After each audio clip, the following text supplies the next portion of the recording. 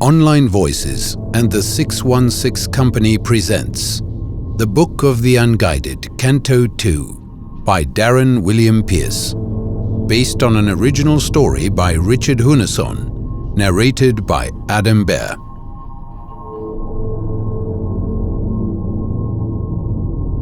Act 1. An Empty Moat.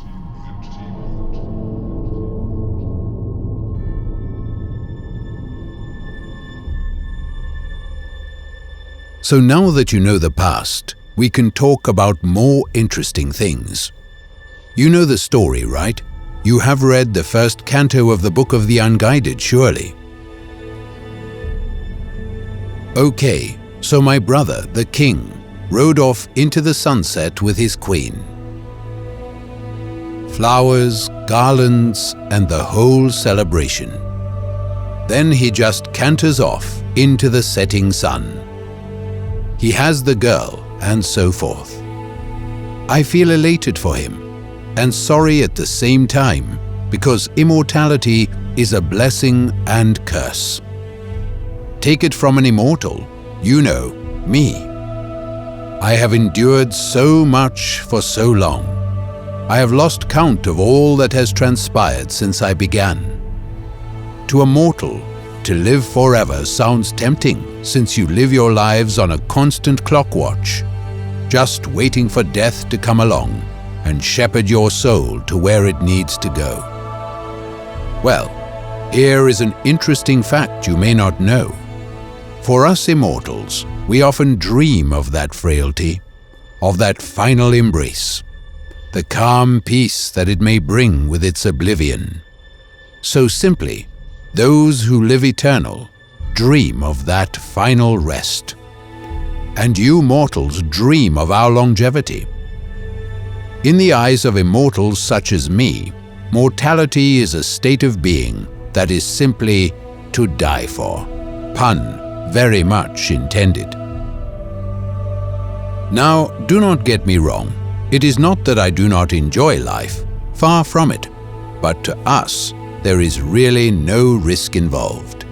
Not much excites a true immortal. The endless march of days can become dull, the same thing over and over again.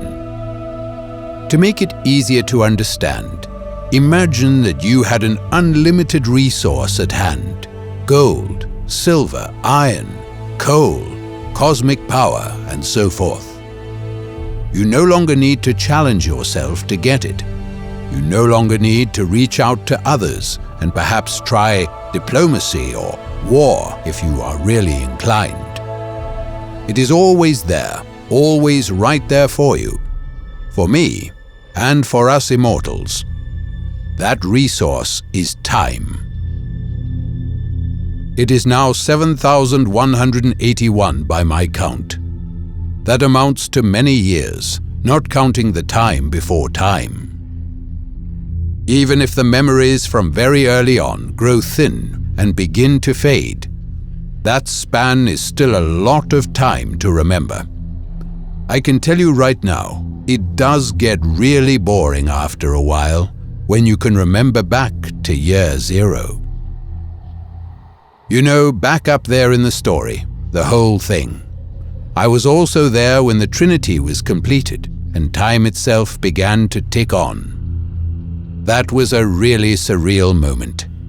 First, there was no means of tracking motion through our lives, and then suddenly, time.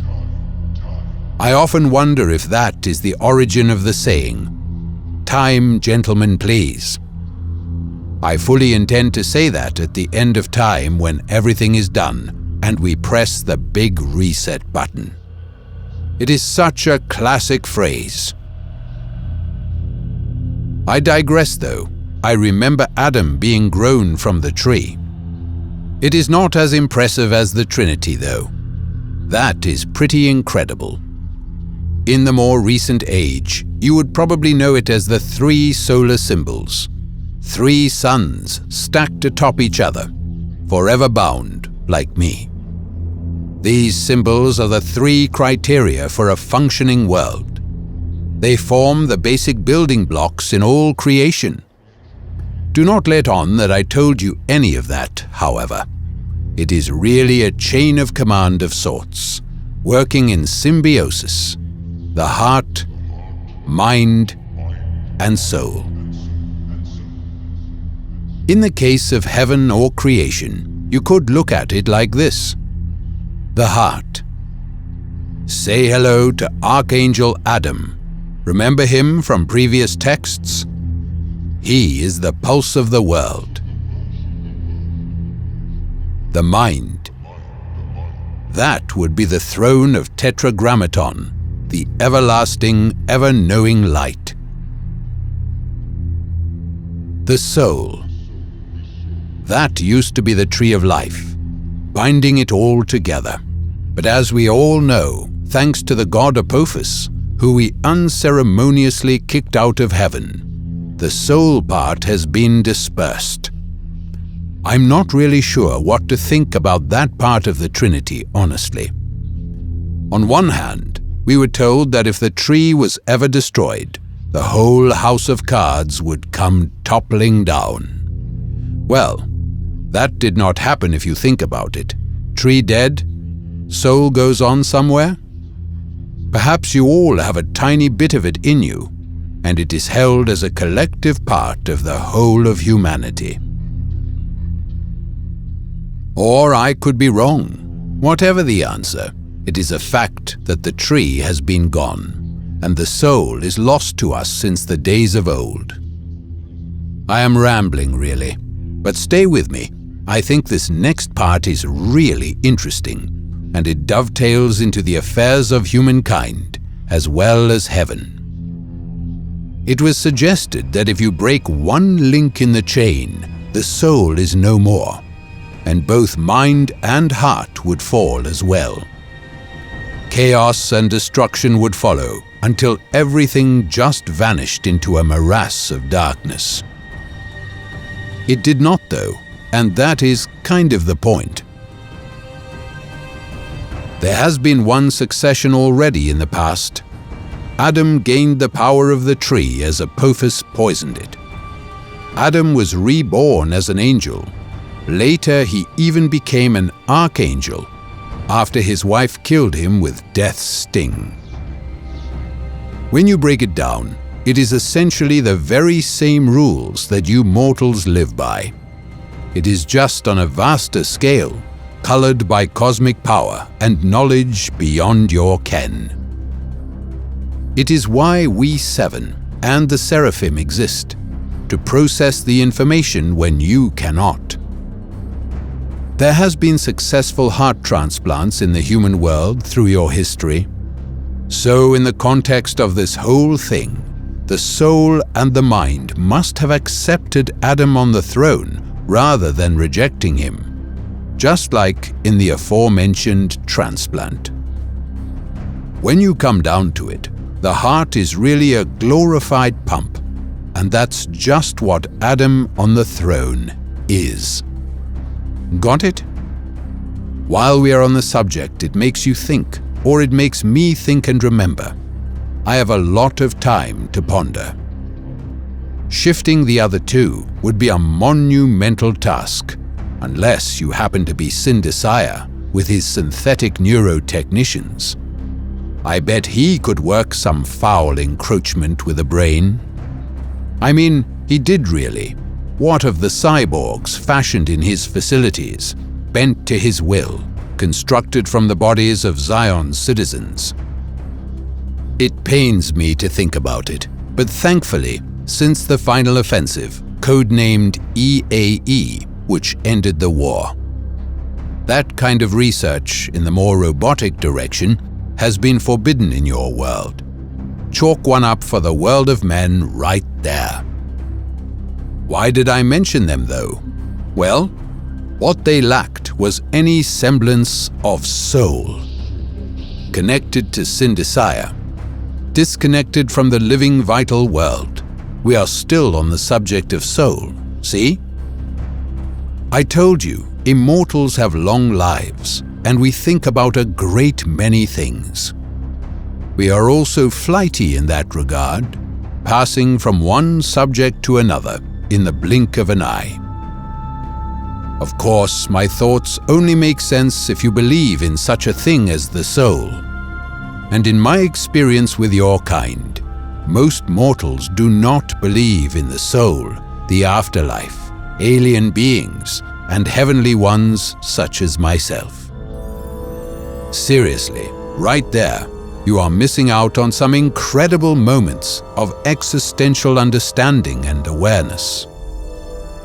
On the other hand, I know for certain that you and all the material that makes up your reality are bound together. Everything is linked in a vast network that originally sprung from the tree of life, from its long branches and its very deep, penetrating roots. It is fortunate for all of us that when the tree died, the world was young, still being shaped as the wayward soul of the tree escaped. Our luck did not end there either. The wayward soul found a new host or hosts. It had to, or we would not be able to have this conversation. You simply would not be alive to read it. I am also not sure how all this happened or how the whole thing survived the change in this day and age, but it did, and that is enough for me.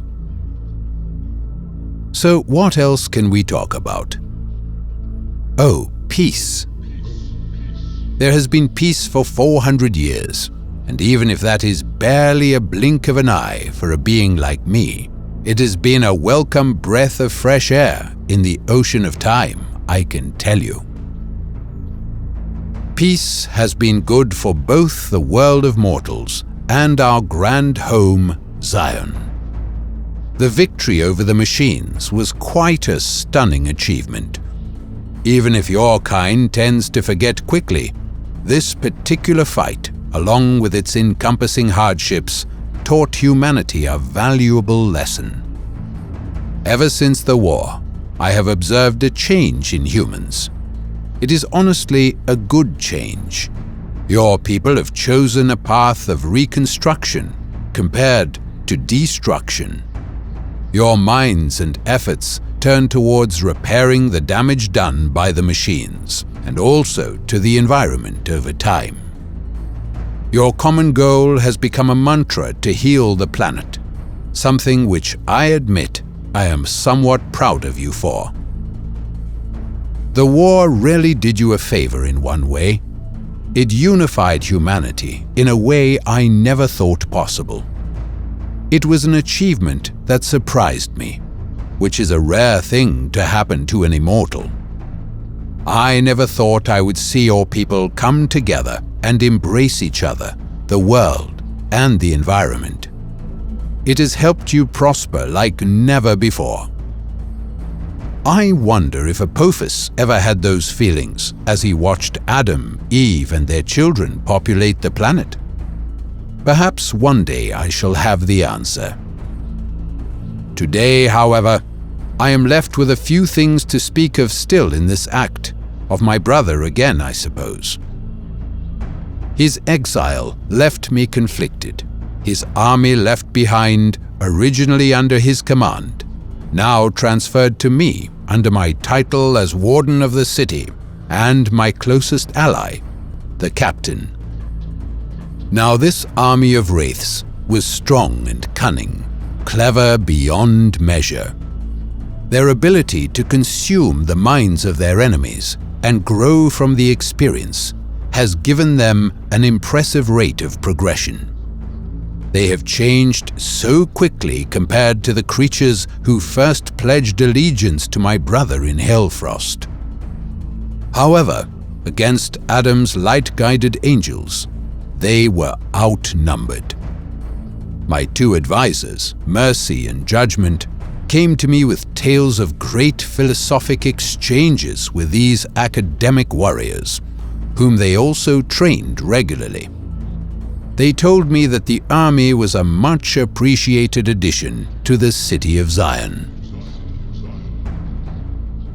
To make Zion secure once and for all, though, something more had to be done.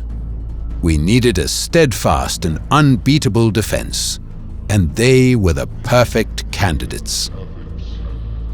For hundreds of years, we evolved those wraiths. We turned them into even stronger beings, known as Dark Angels. This was a skillfully sanctioned transformation, overseen by judgment and inspired by the humble creature you call the butterfly. We were bemused when our creation hatched, so to speak. When they came out of this metamorphosis, they were unresponsive. Physically, they were perfect, the perfect warrior cast in the images of those beings which we admired.